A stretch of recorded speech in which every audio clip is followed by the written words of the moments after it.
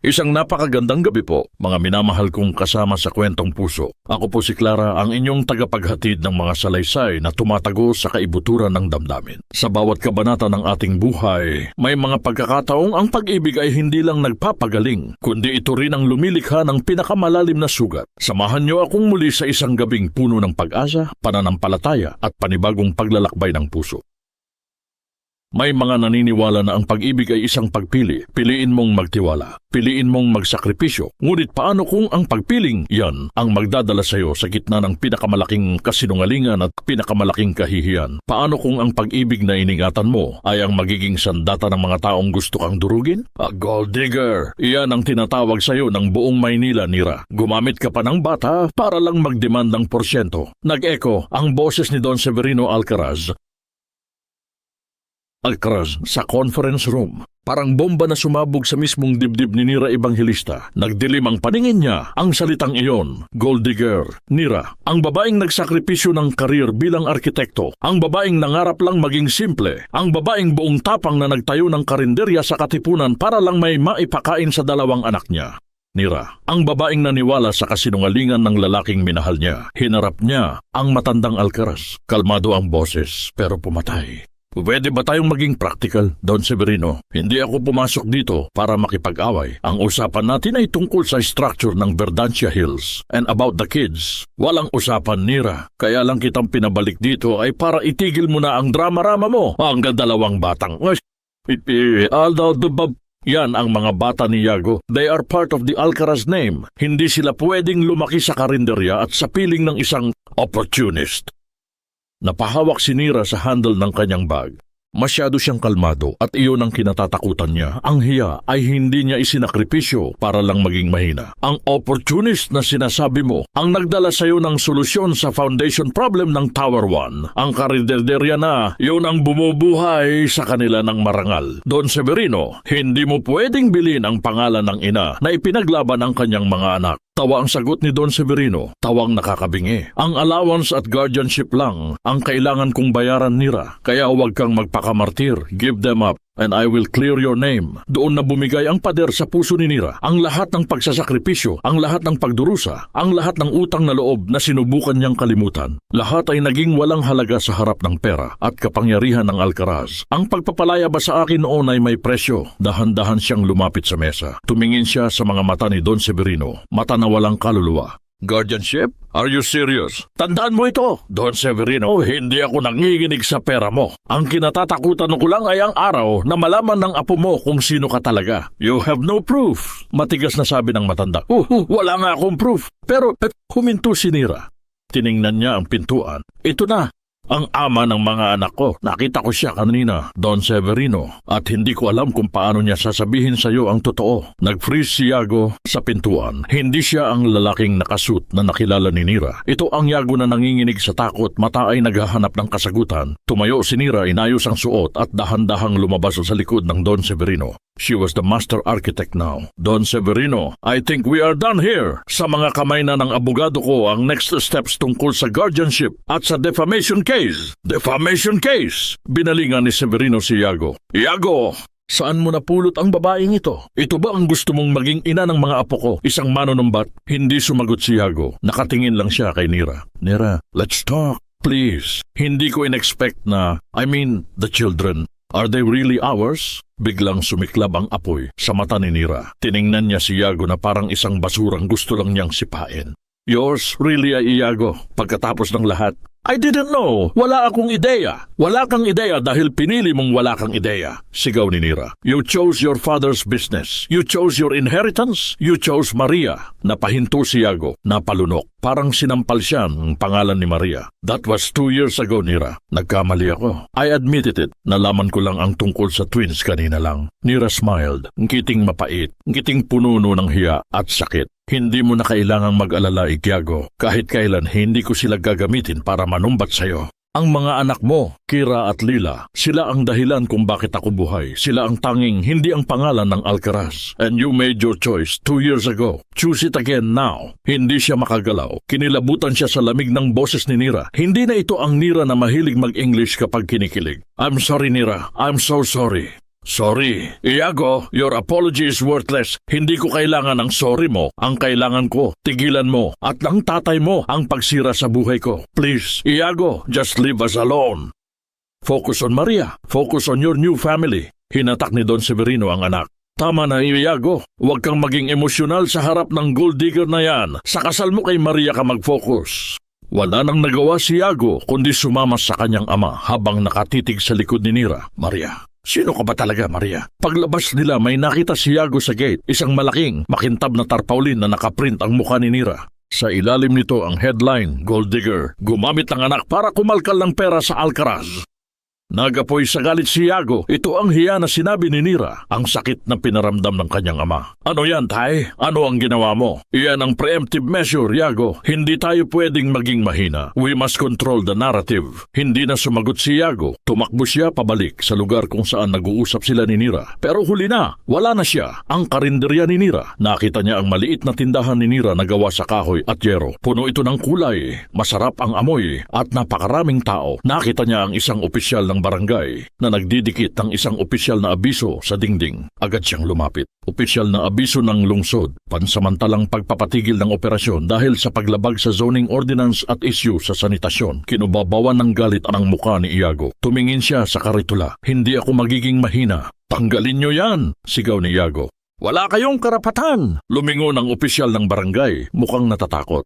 Sip, sir. Order po ni Don Severino mismo. Sabi niya, health risk po.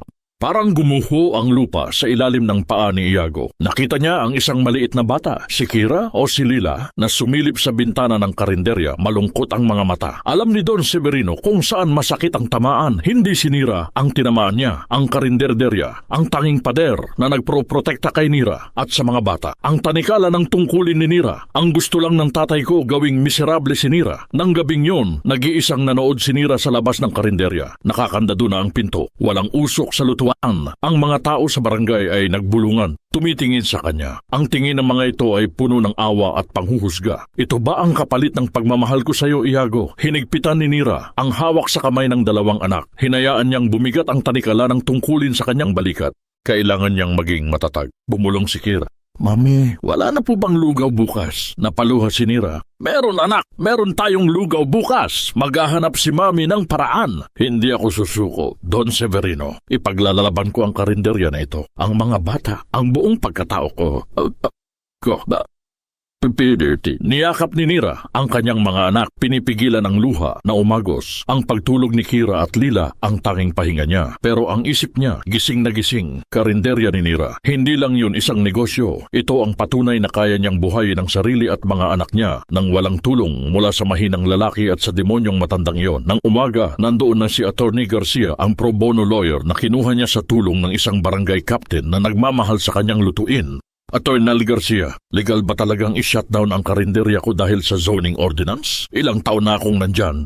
Nira, technically hindi. Pero ang Alcaraz ay Alcaraz. May mga butas sa batas na alam nilang gamitin. Ang target nila yung kapag wala kang income, wala kang panlaban sa korte para sa guardianship. So, titiklop na lang ako? Hindi. Pero kailangan nating maging praktikal. Kailangan nating ipakita sa korte na ang karinderya ay bahagi ng social fabric ng komunidad. A community kitchen. May utang na loob sila sa'yo. Gamitin natin yun. Agad na gumawa ng aksyon si Nira. Inutusan niya ang mga katulong sa karinderya na magluto ng extra batch ng lugaw at champurado. Pumunta siya sa barangay hall kasama si Atty. Garcia at ang mga anak niya. Mga kaibigan, hindi ko na po kayang magtinda. Pero hindi ko rin po kayang mawalan ng silbi ang mga ingredients ko. Nakatingin sa kanya ang buong barangay. Alam nilang si Nira ay biktima ng kasinungalingan at kapangyarihan. Simula ngayon, ang karinderya ni Nira ay magiging community kitchen muna. Libre po para sa mga nangangailangan. Ito ang utang na loob ko sa inyo. Sa suporta nyo. Pero pakiusap ko lang, patunayan natin sa korte na hindi health hazard ang karinderya ko, kundi life source ng ating komunidad. Naghiyawan ang mga tao, niyakap si Nira ng barangay captain. Hindi ako magiging mahina sa harap ng hiya na ito. Samantala sa Alcaraz Tower, galit na galit si Don Severino. Hindi na gold digger Iago, naging Mother Teresa pa, ginagamit ang utang na loob at awa ng mga tao. Tay, that's enough! Bakit kailangan mong gawin yan? Ang mga bata, they're living in a war zone because of you. Wala kang pakialam sa mga balay, Iago. Ang gusto mo, makipagbalikan sa babaeng yan.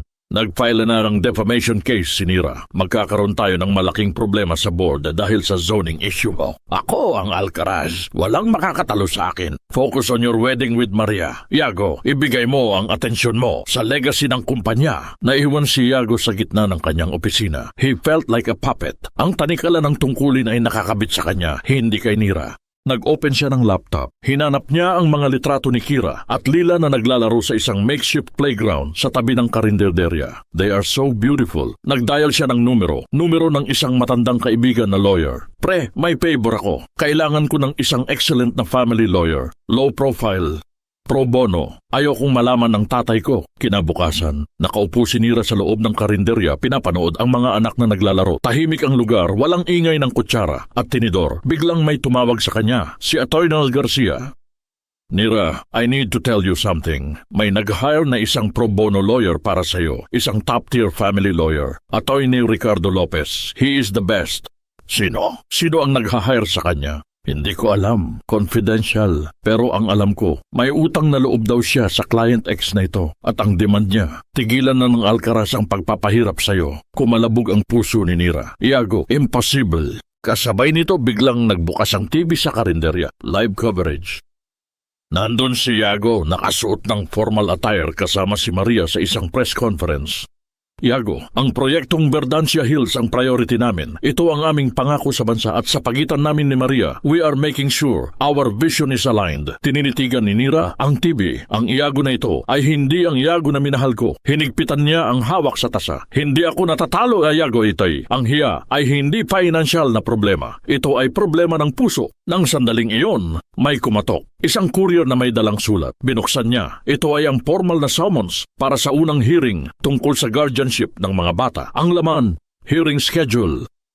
This Friday, ang karinderya ay tahimik. Ang mga bulong ng media sa TV ang tanging naririnig. Ito na, wala nang atrasan. Ang unang hearing ay isang digmaan ng kasinungalingan at kapangyarihan. Pinilit ni Don Severino na ipakita si Nira bilang isang unstable na ina at walang Your Honor. Ang karinderya na ito ay hindi matatag. Isa itong health hazard. Ang lifestyle ni Miss Evangelista ay hindi makabubuti sa mga Alcaraz heirs.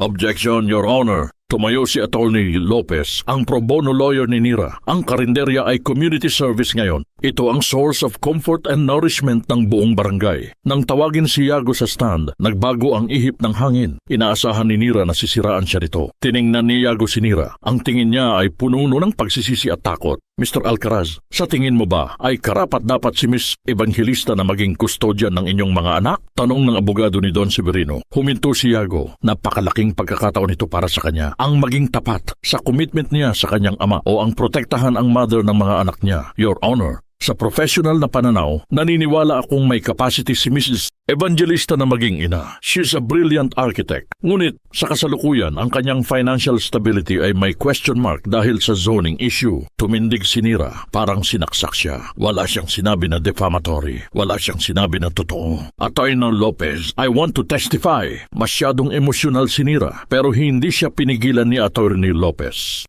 Ms. Evangelista, anong nais mong sabihin? Tanong ng judge. Ang financial stability ay hindi ang problema, Your Honor. Ang problema ay ang moral issue. Ang zoning issue na yan ay gawa-gawa lang. Ang real issue ay ang proyektong Verdancia Hills ng Alcaraz Group. Nanlaki ang mata ni Don Severino. Parang may kinain siyang bato. Your Honor, si Miss Evangelista ay arkitekto at alam niya ang kanyang sinasabi. Alam niya ang structural integrity ng Verdancia Hills, sabi ni Nira. Tumingin siya kay Iago. Iago, tiningnan mo ba ang structural design? Wala kang makikita. Pero kung ikaw mismo ang pupunta sa site, makikita mo ang malaking flaw sa foundation ng Tower 1. Ang ginawa ni Don Severino, cover up lang. Hindi ko alam kung alam mo, Iago, pero ang project mo ay malapit ng gumuho. Biglang nagkagulo sa courtroom, naputol ang hearing. Kinaumagahan sa construction site ng Verdancia Hills, nakaupo si Iago sa isang malaking bato. Pinapanood ang mga manggagawa. Ang sinabi ni Nira ay nag-iwan ng malaking butas sa kanyang tiwala sa sarili. Flaw, cover up. Naramdaman niyang may kumalapit sa kanya. Daddy, maglaro po tayo. Nakatingin sa kanya si Kira at Lila. Nakapunta sila sa site kasama ang kanilang yaya habang naghahanap ng material si Nira. Ha? Ano? Wala lang po. Alam po kasi namin na malungkot ka, sabi ni Laila. Ang dalawang bata ay hinila si Yago papunta sa isang makeshift sandpit. Naglaro sila, tumawa. Sa gitna ng mga malalaking semento, nakita ni Yago ang kanyang pamilya. Ito pala ang pakiramdam. Ang saya na hindi mabibili ng pera. Daddy, bakit po hindi ka na lang maglaro dito sa karinderya namin? Mas masarap po ang lugaw ni Mami, sabi ni Kira. Napakagatlabi si Yago. Lugaw, ang karinderya, ang mundo ni Nira. Anak, gusto ko sana, pero may trabaho pa si Daddy. Biglang sumigaw ang mga bata. Mama Nira! Nandoon si Nira, galit ang tingin. Ano ang ginagawa mo dito, Iago? At bakit kasama mo ang mga anak ko? Hindi ko sinasadya, Nira. Sila ang lumapit. Huwag mo silang sanayin sa kasinungalingan, Iago. Huwag mo silang sanayin sa buhay na hindi mo rin naman kayang panindigan. This is not a game. This is our life. Nira, totoo ang sinabi mo tungkol sa flaw? Pumunta ka sa Tower 1, Yago. Tingnan mo ang mga papeles na sinabi ko. Kung makita mo ang totoo, umalis ka na lang sa buhay namin. That's the only way you can save your soul. Umalis si Nira. Hila ang kanyang mga anak. Naiwan si Yago. Puno ng hiya at pagsisisi. Kinuha niya ang blueprint ng Tower 1. May nag-text sa kanya. Yago, tingnan mo ang mga transactions sa account ng tatay mo. May anomalya sa supplier ng foundation materials. Hindi registered ang numero. Anonymous. Nagmadali si Yago. Kailangan niyang malaman kung sinong nagpapadala ng text message na ito. Kailangan niyang malaman ang katotohanan tungkol sa flow. Gagawin ko na ang tama. Nira, kahit alam kong hindi na ako karapat-dapat, hindi nag-aksaya ng oras si Yago. Sinunod niya ang anonymous tip. Ni-review ang financial records ng Verdancia Hills sa loob ng opisina niya para siyang magnanakaw na naghahanap ng ebidensya laban sa sarili niyang ama. May discrepancy talaga. Ang supplier ng foundation materials, isang shell company na registered sa ilalim ng isang dummy name. Hindi iyon ang original supplier na inaprubahan niya. Anak nang! Napamura si Yago. This is bigger than just a technical flaw. Biglang bumukas ang pinto. Sinira, anong ginagawa mo rito? Bakit ka nag-text? Tanong ni Yago. Hindi ako ang nag-text doon sa'yo. I came here for the blueprint. Kailangan ko pa rin tapusin ang consultation ko. Hindi ako professional gaya ng inaakala mo, Iago. Pero tinatapos ko ang sinimulan ko. Hinigpitan ni Iago ang hawak sa mga papel. Nira, alam ko na, it's true. May problema sa foundation. Alam mo na, sino ba ang nagturo sa'yo? Ako, but you're still working for the person who betrayed us both. Tinitigan ni Iago ang mga mata ni Nira. Puno ng sakit at pag-iisa. Hindi niya kayang makita ang ganitong Nira. Nira, please, let me explain about Maria. Huminga ng malalim si Nira. Wala akong pakialam sa kanya. That was your choice. It was not a choice, Nira. It was a lie. Pinilit ako ni Papa. Nakaset up na ang lahat. Wala akong... Ang totoo, hindi ko siya minahal. Hindi ko siya pinili. Ang pakikipag-ugnayan ko sa kanya purely business lang. Business? Ha? Pero ang lie mo, sinira ang buhay ko. That's the difference, Iago. Niyuko ni Iago ang ulo. Sorry na. Alam kong lame ang sorry ko. Pero I love you, Nira. I never stop loving you. Ngumiti si Nira, ngiting nakakayanig. Kung mahal mo ako, bakit mo ako sinaktan ng ganyan? Iyan lang ba ang totoo mo, Iago? Ang isang CEO na duwag at sinungaling? Tumingin si Nira sa desk ni Iago. May nakita siyang panyo na may burdang IA. Ginamit ni Iago ito noong high school sila. Kinuha niya ang panyo daw. Tip-tip-pas din. I need to go. Lumabas si Nira. Naiwan si Iago, puno ng hiya at pagsisisi. Pag-uwi ni Nira sa karinderya, ilang sandali siyang nakatingin sa panyong hawak niya. Naamoy niya ang kulong ni Iago. Inakala niya, matagal na niyang naitapon ang lahat ng alaala ni Iago. Lumapit si Lila. Mami, ano po yan? Wala lang anak, luma na. Kinuha niya ang panyo at itinapon sa basurahan sa labas ng kitchen. Wala na. Tapos na ang chapter na yan. Biglang nag-vibrate ang cellphone ni Nira. Isang breaking news alert. Alcaraz Group in financial turmoil. Verdancia Hills under investigation for alleged corruption. Aha, nagawa na pala ni Iago ang tama. Biglang may pumasok sa karinderya, si Maria. Nakasuot ng simpleng damit, hindi ang designer suit na nakikita niya sa TV. Nira, we need to talk. Walang alam si Iago sa pagpunta ko rito. Kailangan ko ng tulong mo. Nanlaki ang mata ni Nira. Tulong? Bakit ako?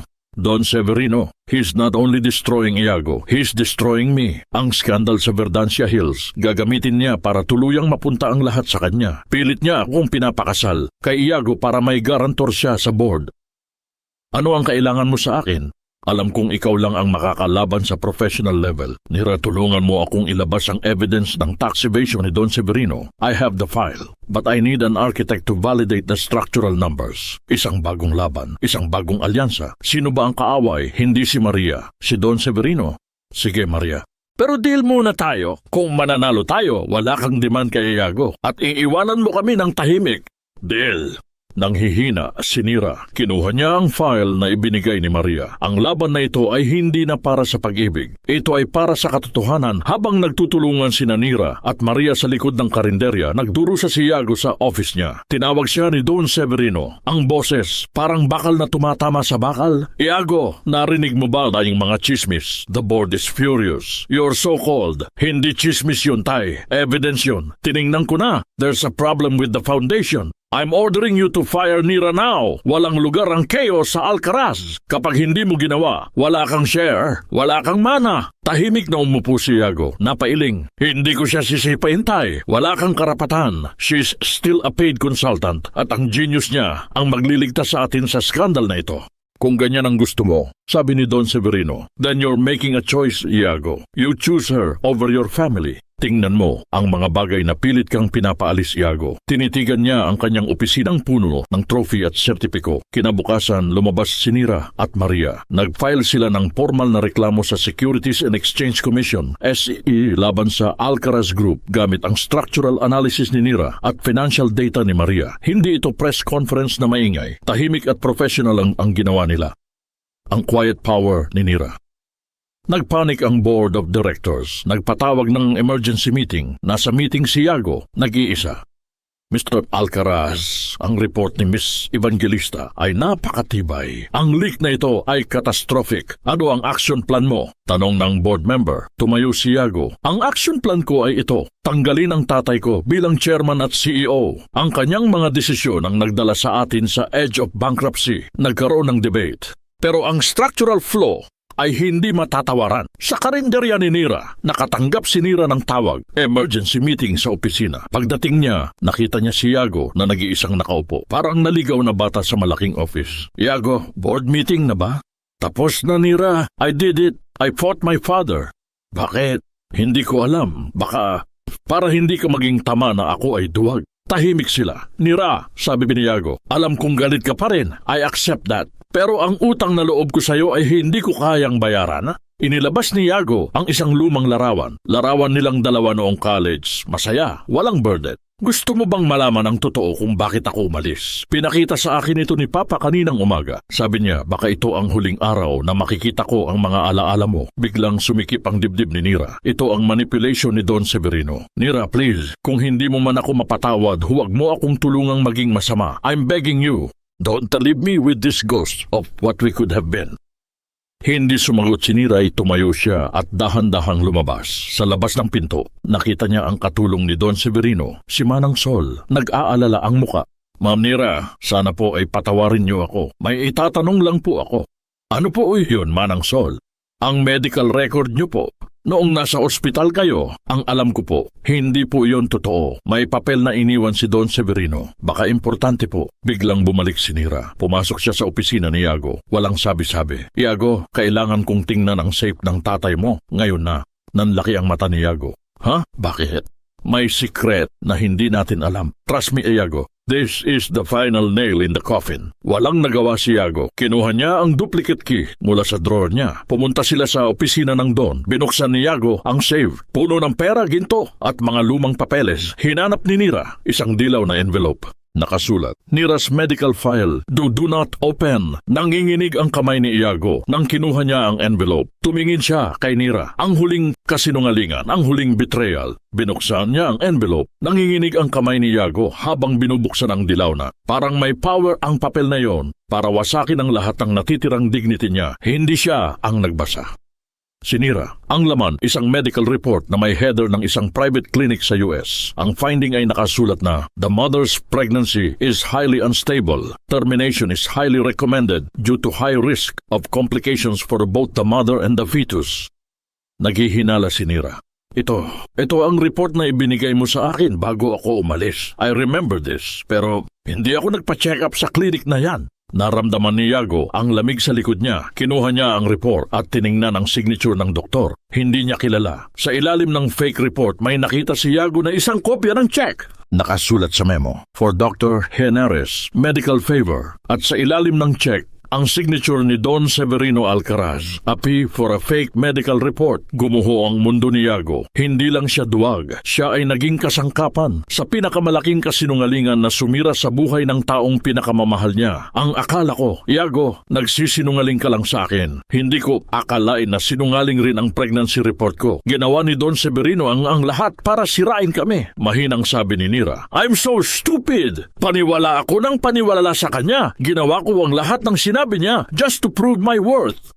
Bumagsak si Yago sa upuan. Alam mo, ang mas masakit ang Yago. Ang alam ko, umalis ako para protektahan ang buhay mo, ang karir mo. Akala ko, mas safe ang mga bata na malayo sa'yo dahil may sakit ako at baka mamatay ako. Ipinaglaban ko ang mga bata kahit akala ko ilan na lang ang mga araw ko. Umiyak si Nira, hindi dahil sa sakit, kundi dahil sa galit sa mga taong naglaro sa buhay niya. Pero anong ginawa ko? Ang last moments na dapat ay sweet at tapat, nauwi lang sa pagsisinungaling mo tungkol kay Maria. Mas pinili ko ang lay mo, Yago. Doon na naging malinaw kay Yago ang tanikala na pumigil kay Nira. Hindi pera, hindi hiya, kundi ang concern niya para sa buhay niya. Nira, tatapusin ko na ito. Wala na akong choice. Nagmadali si Yago sa labas. Hawak ang fake report at ang check. Dumiretso siya sa press club. Hindi siya nag-schedule ng press conference. Nagpakita lang siya sa karinderya ni Nira. Tumunog ang TV. Breaking news! Yago Alcaraz in an emergency press interview. Tumahimik ang lahat. Tiningnan ni Yago ang kamera. Ang muka, seryoso. Walang bahid ng CEO arrogance. Humingi ako ng paumanhin sa lahat ng nasaktan ko. I am resigning as CEO of Alcaraz Group, effective immediately. Hindi ko na kayang pamunuan ang isang kumpanya na puno ng kasinungalingan at korupsyon.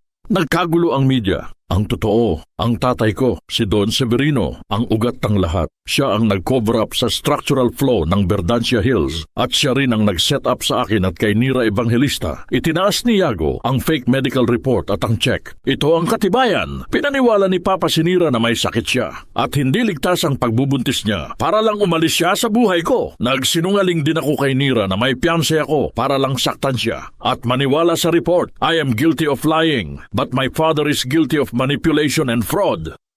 Ang mukha ni Don Severino ay ipinakita sa screen. Pula sa galit, doon na nag-umpisa ang ultimate hiya, isang skandal na sumira sa pangalan ng Alcaraz. Nag-aalala si Nira. Ito na ang digmaan, pero wala siyang choice. Ngayon lang siya ganap na naging malaya sa huli at pinakamalaking kasinungalingan. Pero may nag-text kay Yago. Hindi nanggaling kay Nira o Maria. Pansamantalang suspension ng lahat ng accounts mo. You are now financially cut off. Good luck, anak! Lumingon si Yago sa kamera. Wala na akong pera, wala na akong title, pero ang totoo, wala akong pakialam.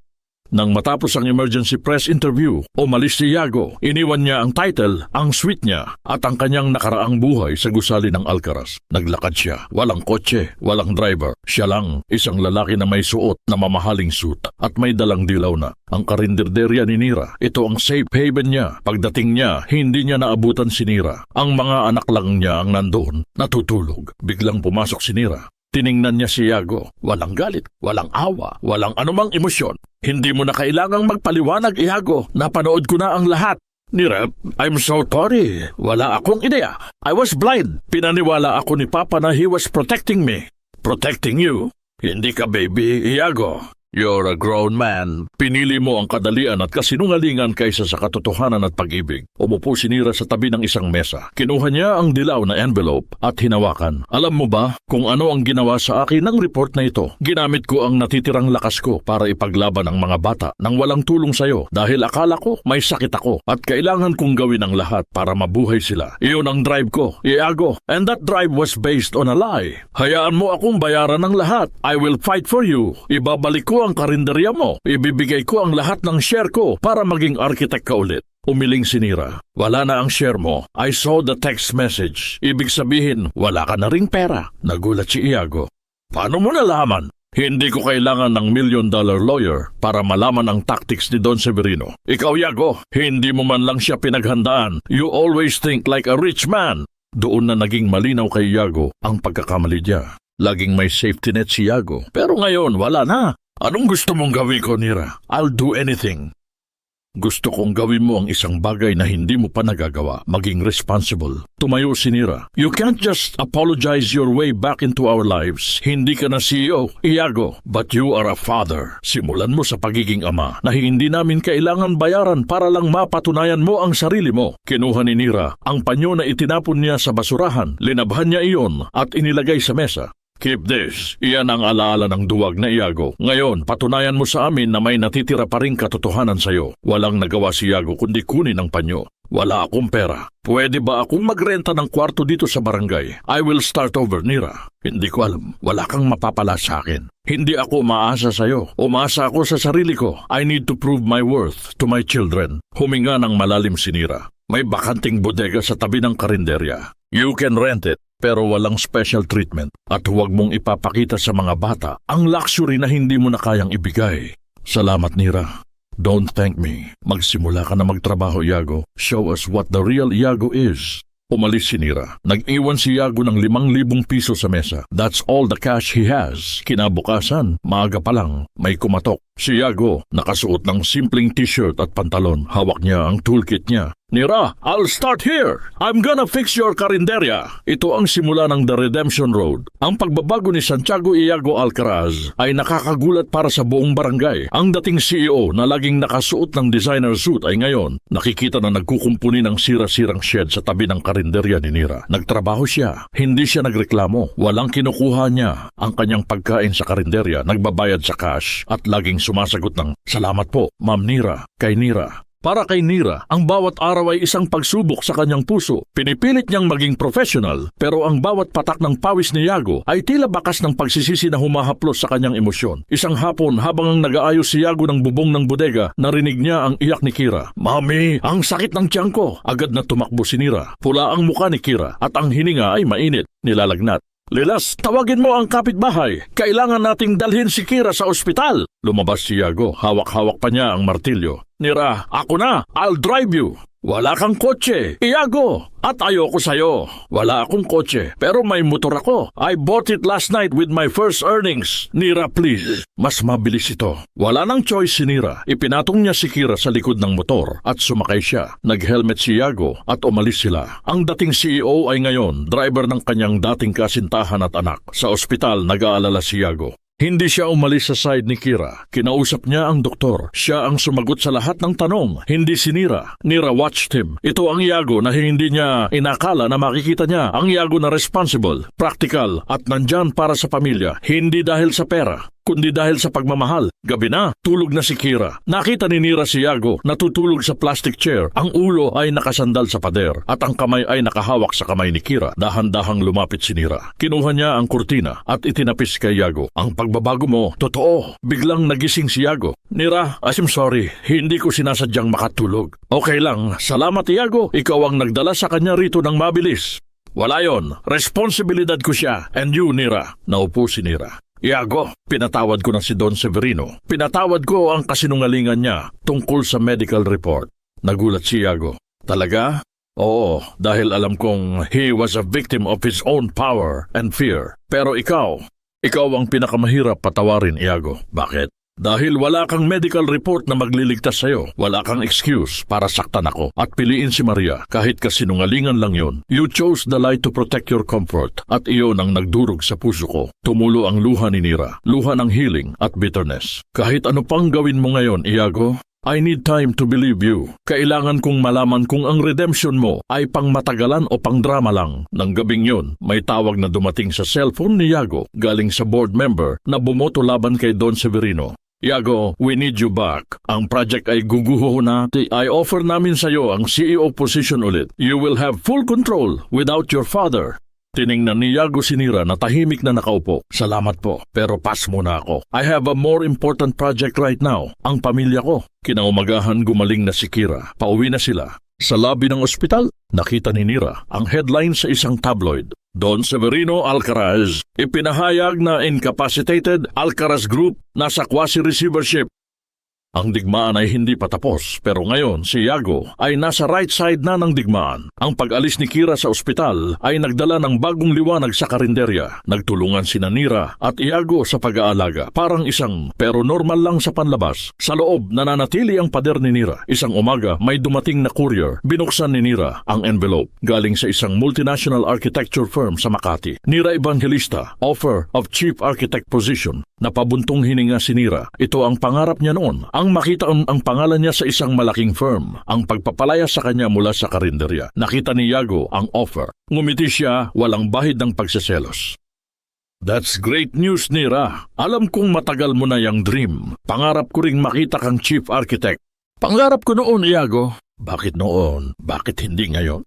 Dahil nagbago ang mga priority and I changed. Tiningnan ni Nira ang karinderya. Ang karinderya ang nagpabuhay sa kanya, ang nagturo sa kanya ng katatagan. Ang pagpapalaya ko ay hindi sa corporate world, Iago. Ang pagpapalaya ko ay sa kulungan ng nakaraan. Biglang tumawag ang firm sa kanya. Matagal silang nag-usap. Nang matapos ang tawag, tiningnan ni Nira si Iago. Iago, tinanggihan ko ang offer. Nagulat si Iago. Ha? Bakit? Kasi hindi ko na kailangang patunayan sa mundo na chief architect ako. Ang kailangan kong patunayan, kaya kong maging isang successful na freelance architect, AT Carinderia owner sa sarili kong pace. Dito lang ako, sa tabi ng mga anak ko. Ngumiti si Iago, ngiti na puno ng respeto. I admire you, Nira. Ikaw ay Iago, ano na ang job offer sa'yo? Hindi na sila tumawag ulit? Hindi, pero wala akong pakialam. Nira, nag-enroll ako sa isang online course tungkol sa community planning. I want to help the barangay. Gusto kong gawing better ang lugar na ito. Dito ko sisimulan ang rebuilding ko. Hindi na nakapagsalita si Nira. Ito ang Iago na responsible sa future, hindi selfish sa past. Kinabukasan, ang huling hearing tungkol sa guardianship ay naganap. Walang drama, walang sigawan. Nagbigay ng testimony si Atty. Lopez at nagbigay ng testimony si Iago. Taimtim, ang desisyon, ganap na panalo para kay Nira Evangelista. Walang appeal na inihain ng Alcaraz Group. Pag-uwi nila may nakita silang buke ng bulaklak sa pinto ng karinderya. May kasamang note galing kay Maria. Nira, I'm free too. Nakahanap na ako ng investor para sa sarili kong firm. Wala na akong utang na loob o obligation sa Alcaraz. Salamat sa courage mo. I hope you find peace. Ang pagpapalaya ay hindi lang para kay Nira. Para sa lahat ng biktima ng Alcaraz Power. Tiningnan ni Nira si Iago. Hinawakan niya ang kamay nito. Iago, gusto ko mag-architect ulit pero dito lang sa Katipunan. Nanlaki ang mata ni Iago. Talaga, I can help you build your home office. Gusto kong tulungan mo ako, Iago. Hindi bilang partner sa buhay, pero bilang business partner. I need your financial mind. I need your experience, pero walang entitlement. Napangiti si Iago, ito ang second chance. Hindi romantic na second chance, pero pagkakataon para makapag-serve. Aminin ko, Iago, hindi ko na kailangan ang CEO Alcaraz. Pero kailangan ko ang architect Iago na financially smart at clean. Naramdaman ni Iago ang katotohanan sa boses ni Nira. Ito ang pagpapalayas kay CEO Duwag at ang pagtanggap kay Architect Father Iago. Mabilis na lumipas ang mga buwan. Ang karinderya ni Nira ay naging sentro ng pag-asa. Si Nira ngayon ay hindi na lang karinderya owner kundi community architect. Si Iago ngayon ay financial manager ng karinderya at volunteer community planner. Naging si Nira ang creative mind. Si Iago ang practical mind. Isang araw, habang nag-aayos ng billing statement si Iago, may nagtanong sa kanya, isang regular na customer. Boss Iago, bakit hindi mo na lang balikan si Ma'am Nira? Masyado kayong perfect na team. Ngumiti si Iago, ngiting may patience at respeto. Mahal ko si Nira, pero hindi sapat ang pagmamahal para maging asawa. I need to prove my worth as a person, not just a lover.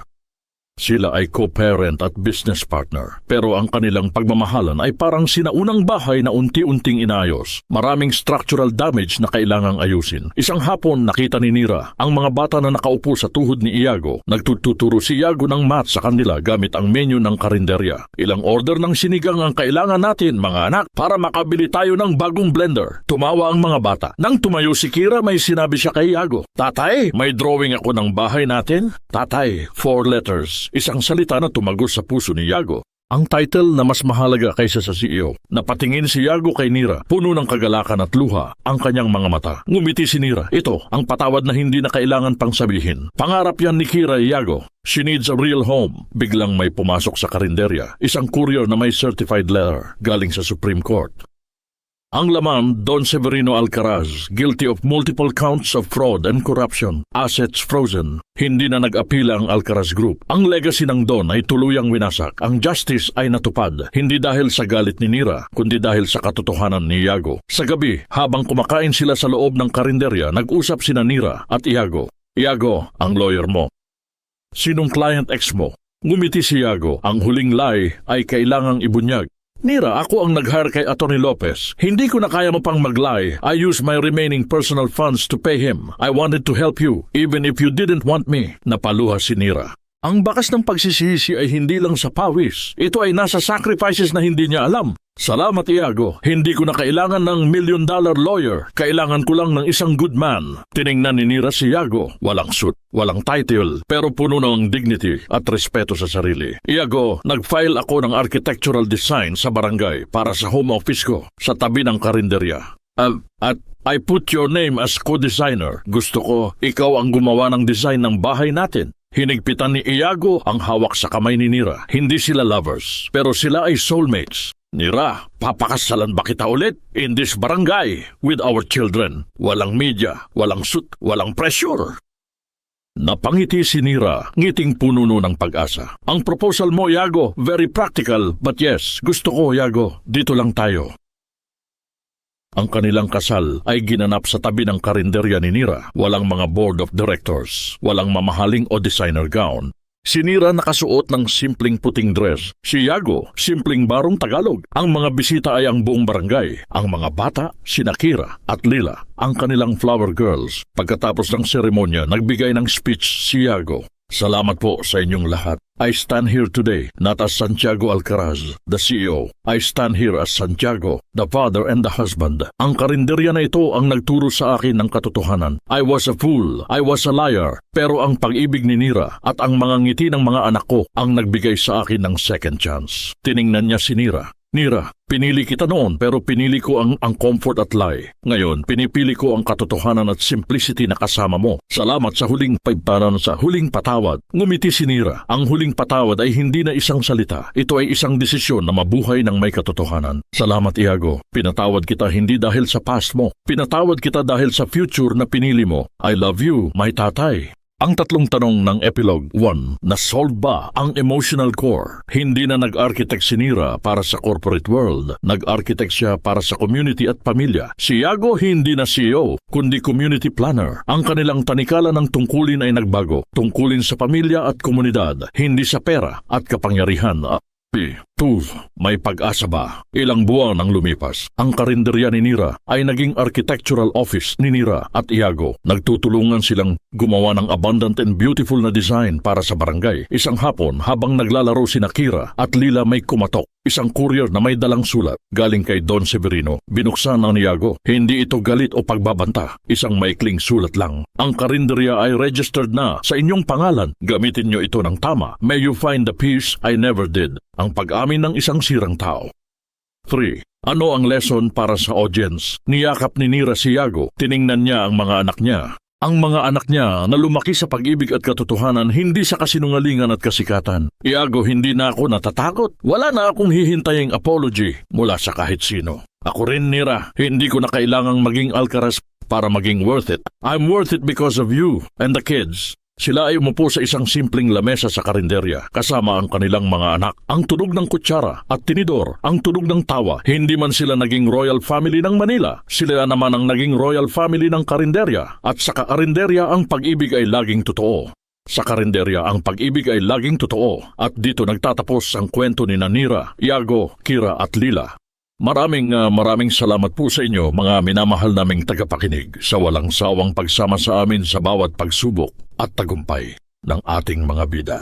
Bilang inyong manunulat, aaminin ko, ang pinakamahirap na isulat ay ang eksena kung saan natuklasan ni Nira ang kasinungalingan tungkol sa kanyang kalusugan. Napakasakit isipin na ang pagmamahal ay ginamit na sandata upang makapanakit. Pero ang kwentong ito ay isinilang mula sa paniniwala na sa bawat dilim at hiya na nararamdaman natin, mayroon pa ring maliit na siga ng pag-asa na hindi kailanman mamamatay. Ang pagpapatawad na ipinakita ni Nira ay hindi dahil sa pagmamahal lang, kundi dahil sa paniniwala na ang tao ay may kakayahang magbago. Yago. Si Yago ay parang isang halaman na kailangan ng tubig at sikat ng araw ng katotohanan para mabuhay ulit. Sana po naramdaman nyo ang bigat ng tanikala ng tungkulin na naputol sa huli. Pero kayo po, mga kasama sa Kwentong Puso, tatanungin ko kayo, pagkatapos ng lahat ng pagsisinungaling at sakripisyo, kaya mo rin bang ibigay ang huling patawad kay Yago? O may kulang pa ba sa redemption niya? Mag-iwan po kayo ng inyong damdamin sa comment section. Ibahagi niyo po ang inyong lesson mula sa kwentong ito. Kung tinamaan po ang inyong puso, paki-like at share po ang video na ito. Naway ang kwentong ito ay maging paalala sa inyo na ang tunay na ay hindi sa yaman o titulo, kundi sa katotohanan at pag-ibig na pinipili natin araw-araw. Ang kwento ay isinulat ni Kwentong Puso.